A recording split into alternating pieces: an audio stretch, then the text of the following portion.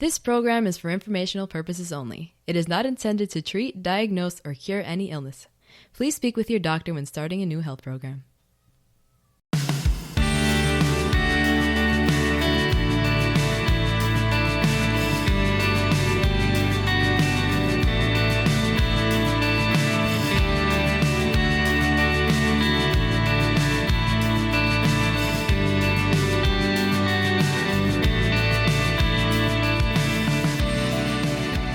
Well, they say the definition of insanity is doing the same thing over and over and expecting a different result.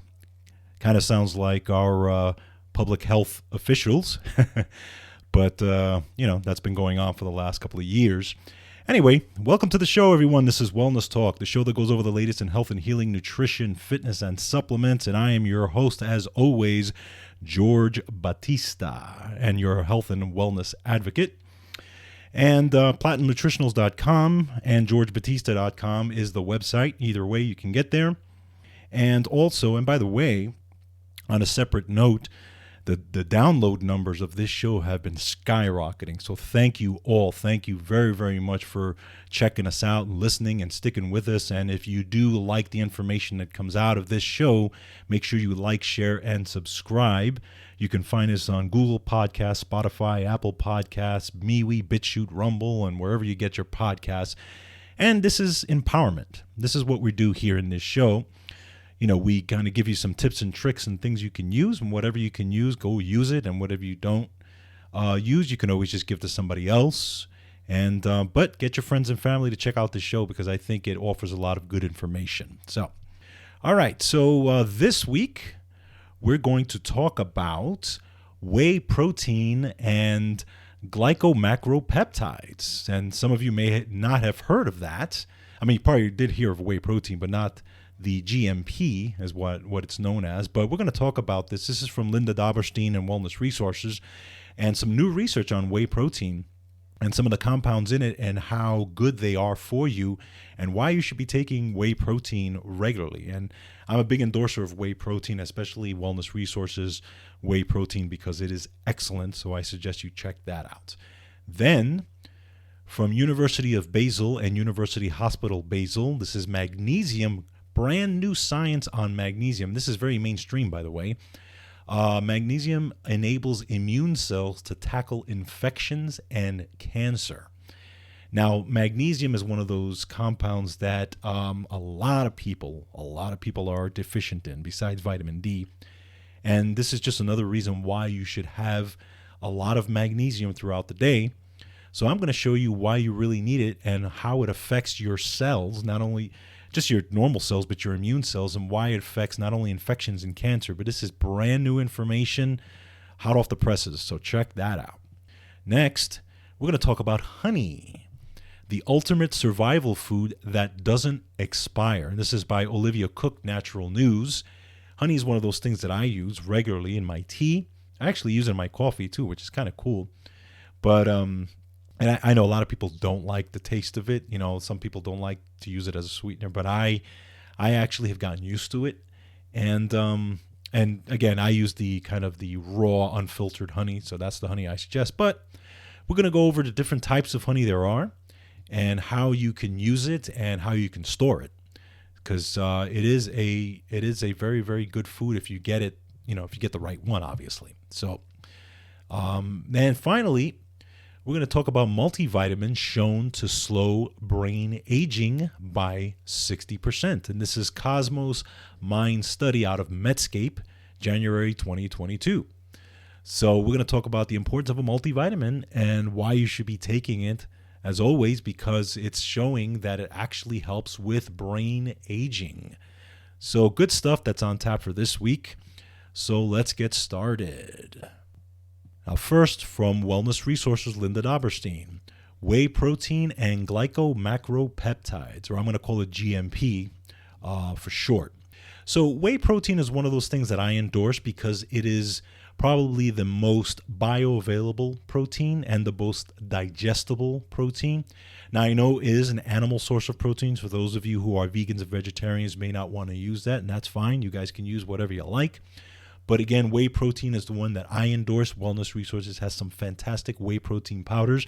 For those of you who need protein in the morning and you may not get it through food, this is a great way of getting it. Now, let's talk a little bit about protein and whey protein specifically. Scientists use a formula to score protein and its quality, and it's called the Digestible Indispensable Amino Acid Score, or DIAAS for short. Now, so higher scores reflect higher quality and a higher balance of amino acids. Now, where does whey protein stack up on this list? It scores about 2.3 to 3.3, which is means that it's really, really high on the list, and it's especially rich in the amino acids lysine, leucine, methionine, and tryptophan, which means that it also has a very high bioavailability. Now, muscles and other protein-rich organs are constantly turning over on a regular basis, okay? So you have the anabolic, which is the building, and then you have the catabolic, which is the tearing down. Now, this is happening in your body every single day. And it's estimated that your body is using 250 to 300 grams of protein every single day to accomplish this. Think about that. 250 to 300 grams every single day to accomplish the building and the tearing down of protein in your body. Now, think about if you're an athlete and you're working out and you're very, very active, that may be even higher. Okay. So this is why, especially, I always say that if you are an athlete or if you're a person who's under a lot of stress or something like that, you're going to need a lot more protein. Now, the amino acid lutein triggers a skeletal muscle repair compound called mTOR, which is mTOR. And this mTOR helps to repair hormones, and it's a signal related with insulin as well, okay? But the way this mTOR signal is triggered, it's triggered only if you have enough leucine. So the research has shown that it takes about 2.5 grams of leucine in a protein-rich meal to trigger this mTOR and muscle repair process, okay? So you get 2.5 grams of leucine. To get that, you need about 30 grams of animal protein or 35 to 40 grams of plant-based protein in one meal, okay? Now, how much protein does a healthy adult generally need, right? So the protein recommendations are generally 0.8 grams per kilogram of body weight, and this is for a middle-aged adult who weighs about 150 pounds, okay, or a minimum of 55 grams of protein per day. Now, older or obese individuals or athletes or people with digestive problems, people who are high under stress may need up to 1 gram per kilogram of protein, of body weight. So keep in mind that, these things are very important. Again, it depends on how active you are, what your situation is. Now, so let's look at a couple of things that contain protein. So, for example, cottage cheese contains about a half a cup. If you look at about a half a cup of cottage cheese, that's about 14 grams of protein. One egg or one large egg is about 7 grams. Beef, chicken, turkey, pork, or lamb is, let's say, 1 ounce is about 7 grams. Peanut butters, let's say 2 tablespoons is about 7 grams. Tofu, for those of you vegetarians or vegans, 1 ounce is about 3 grams. So that's just some general numbers that you guys can check out. Now, let's talk about GMP or glycomacropeptides. Now, glycomacropeptides, what they are, it's a milk-derived bioactive peptide released during the making of cheese, and it's not naturally found in other plant or animal proteins. So GMP is rich in branched chain amino acids essential for growth and repair. And GMP has a smaller molecular weight and is water soluble, which makes it easily absorbable. Now, the most recent studies on GMP, they show that it was actually in the journal Nutrients in 2019. It described and it documented how many different properties of whey protein glycomacropeptides are there, and here are some of the findings. So let's go over some of the findings of GMP and what it does. So first thing GMP does, it helps to protect your gut lining, and it impedes bacterial adherence to the wall of your gut. It also helps to protect your mouth and your teeth from bacteria that affect plaque and decay. Next, GMP increased the beneficial gut bacteria like the lactobacillus and the bifidobacteria, which you get from your normal probiotics.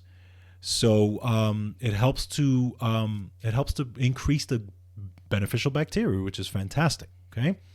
Next, GMP reduces levels of ghrelin, okay, which is the appetite-stimulating hormone. Helps to reduce levels of fasting insulin, blood sugar levels in animal studies. In addition, research findings show that decreased total and LDL cholesterol levels, reduced weight gain, and suppressed fat cell growth. It also is shown to protect the colon. Now, in animal studies, it showed that GMP use aided in the increased production of proteins P16 and mucin 2. Now, these proteins are found in the colon, and they're known to provide protection against dysfunctional rogue cells like cancer cells, right?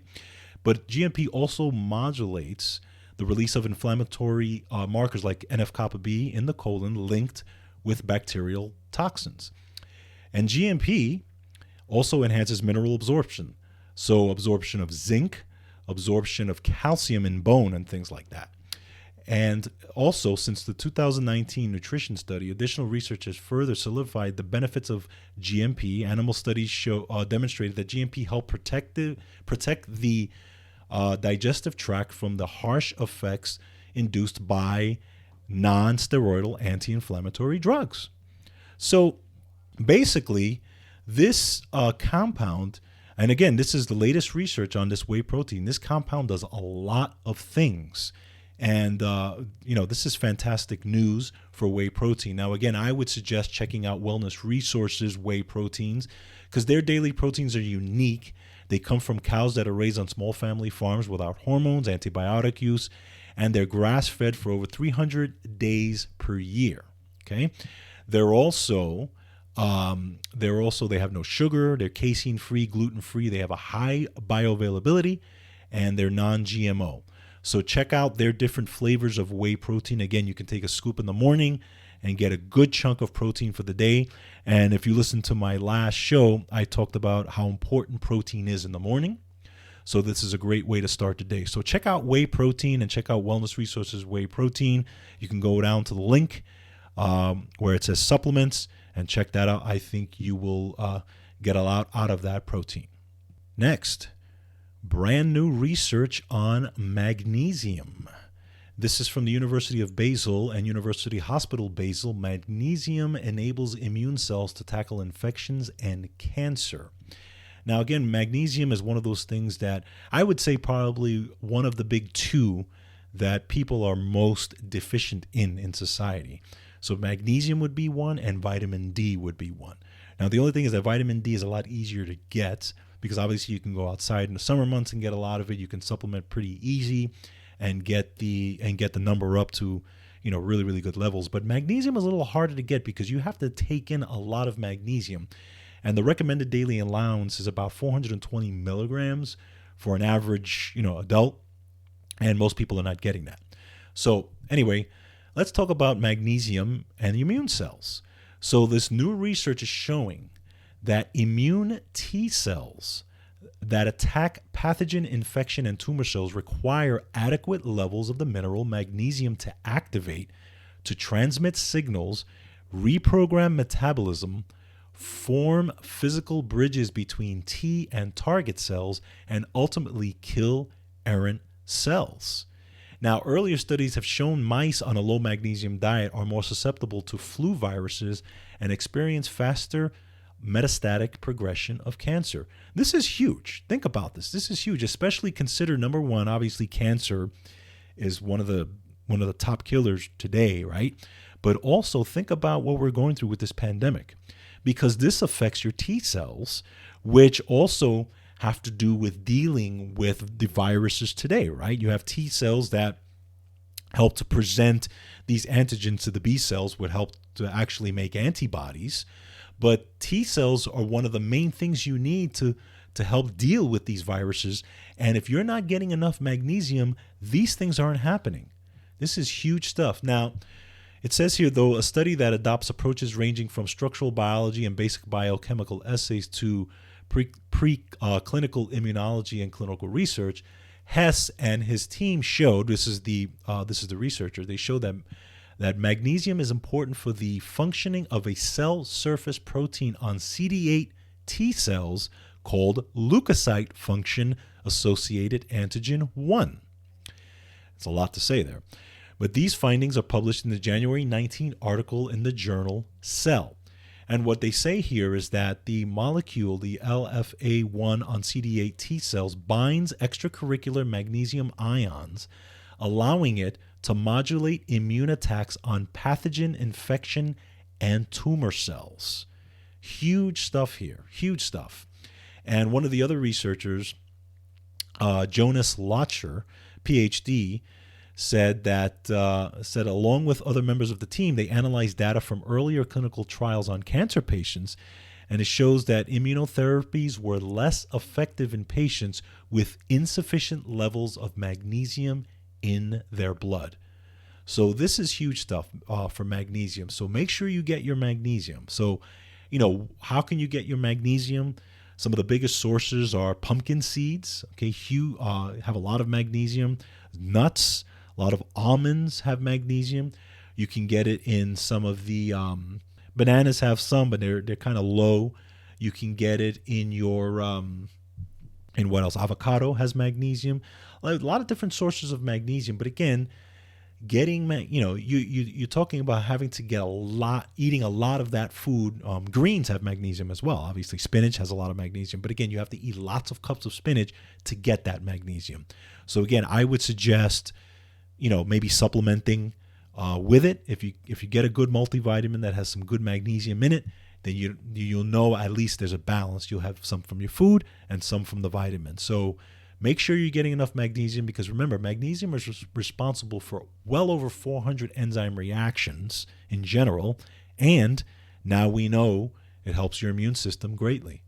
Big news here. Next, multivitamins shown to slow brain aging by 60%. Again, this is Cosmos Mind Study, Medscape, January 2022. Now, they did a survey. And so this was the National Health and Examination Survey. So I want you to kind of listen to these numbers.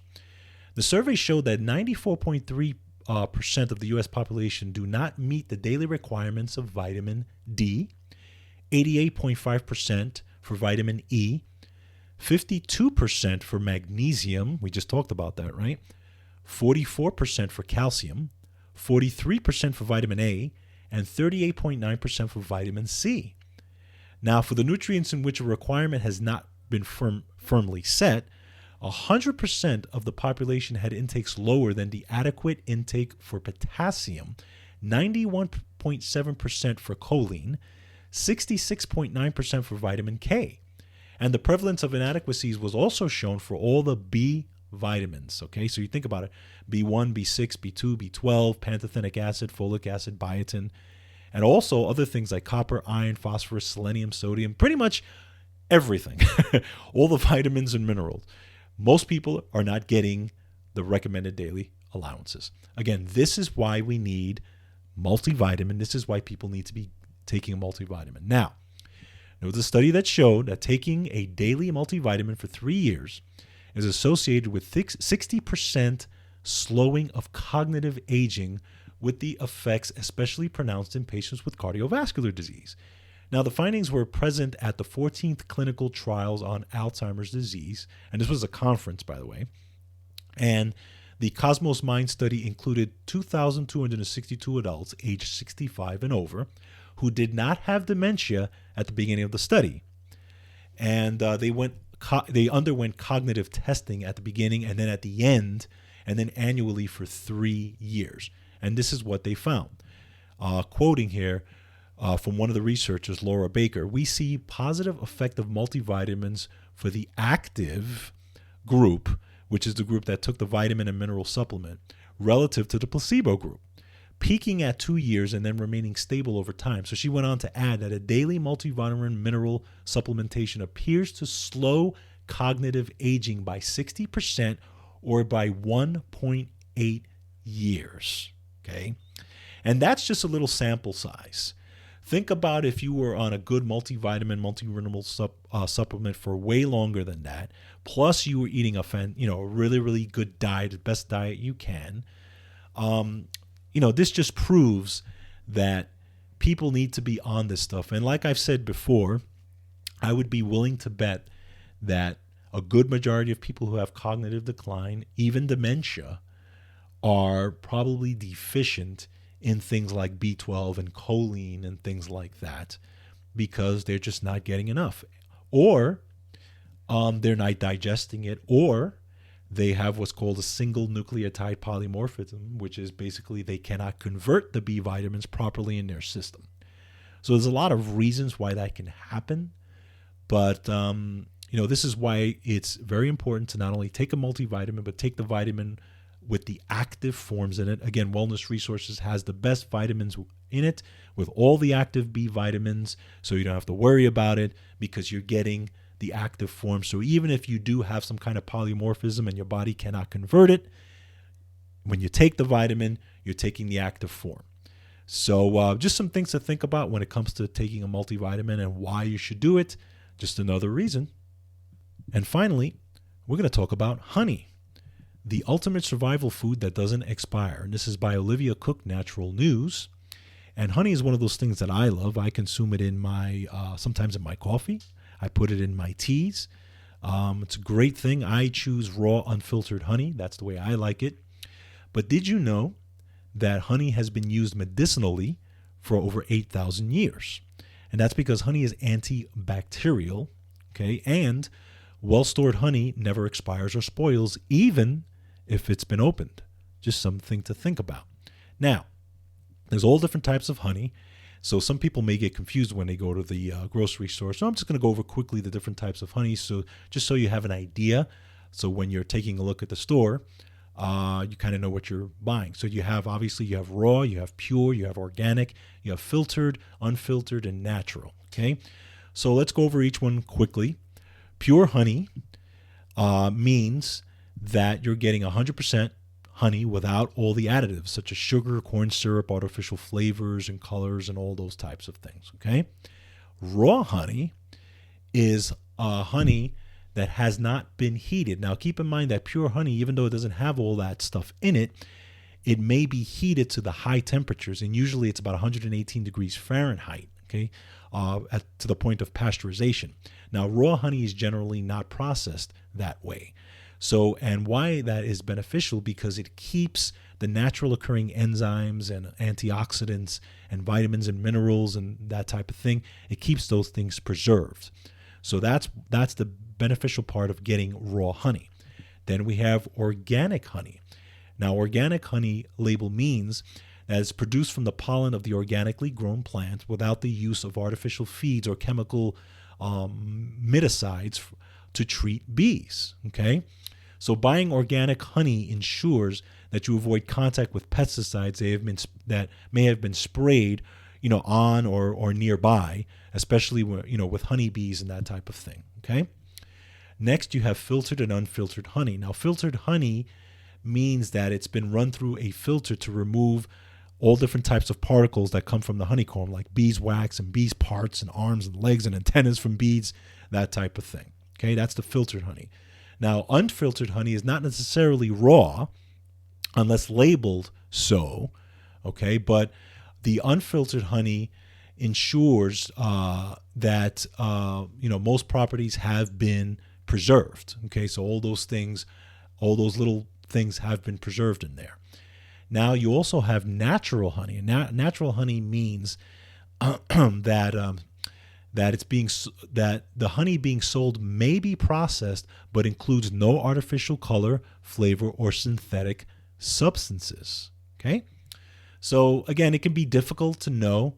But if you see natural honey on the product label, check the list of ingredients first before purchasing the product, as the use of the term is not strictly regulated by the government. There's, the use of the natural term. So sometimes natural just doesn't mean anything. Sometimes it's just there as, a marketing piece, okay? Now, in storing honey properly, the shelf life of honey depends on how it is manufactured, whether it's raw or pasteurized, and how it's stored. So for best results, store your raw honey in an airtight glass container away from heat to prevent it from fermenting. Okay? Very, very important. And, store your honey at room temperature if it will be consumed within at least 3 months. And, repack your honey in smaller jars if you want to do that. That's a good way to do it. But, so different things. And keep in mind, the more raw and unfiltered your honey, also sometimes the darker it is and the thicker it is. So just some things to think about. But honey is a fantastic thing if you want to use it. And again, try it in your tea. Some of you may want to try it in your coffee. You may or may not like that. That's not for everyone. But I actually got used to it, and I have a cup of coffee in the morning, and I throw some honey in it, and it's really, really good. So just some things to think about. But honey is a great superfood for you. All right. All right, so that's it for this week. Hope you guys have a great week. Hope you're doing well. Hope you stay safe. And I will talk to you next week. So as always, take care and take control of your health.